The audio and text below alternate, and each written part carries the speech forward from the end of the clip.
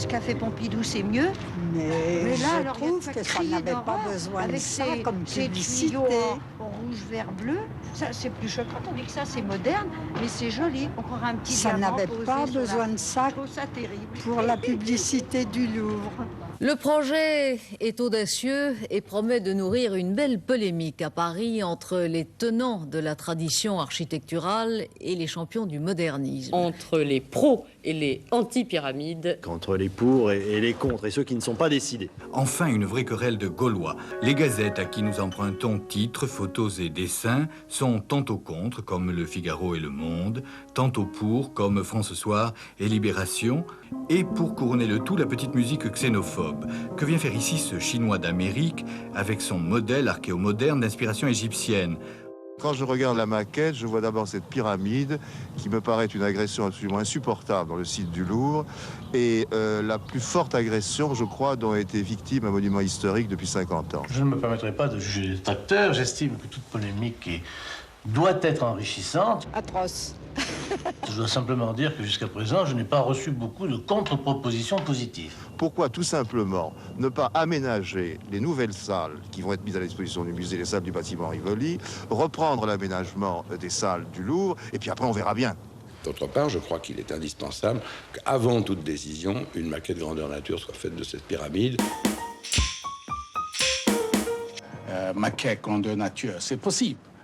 Mais les très importants palais, pas la même chose. Hein. Le métier de verre, de l'eau, de fontaine, de bassin, c'est pas possible à faire maquette grandeur nature. Monsieur Paye accepte une simulation lumineuse par rayon laser. C'est exclu, finalement. Monsieur Chirac voulait une maquette grandeur nature.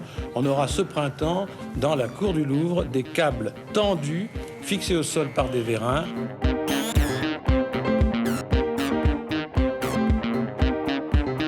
Je la trouve très chouette. Bon, déjà, les proportions, je trouve qu'elles sont bien, qu'il est légèrement moins haut que le reste des bâtiments. De nuit, ça va être absolument merveilleux. Oui, mais que donnera le verre au bout de quelques années? Oui, exactement. Ah, mais on peut tout dire.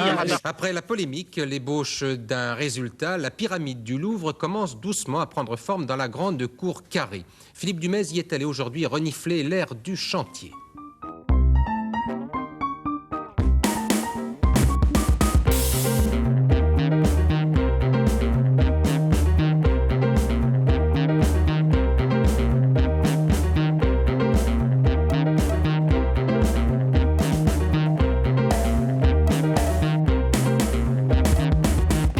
Autre point chaud du chantier, la confection du plancher central en béton blanc. La perfection architecturale selon Paye. Et des consignes très strictes, espadrilles obligatoires pour tous les menuisiers. J'avais trouvé que ça faisait bien, je l'aurais dit. Mais vraiment, je vois pas ce que ça vient faire au milieu de cet ensemble. Pas du tout.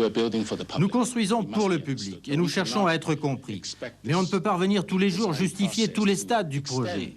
Il faut qu'on nous accorde un minimum de confiance. Le public doit avoir confiance. Vous construisez pour le président ou pour le public? Affaire à suivre, comme on dit en journalisme quand on n'est pas très inspiré.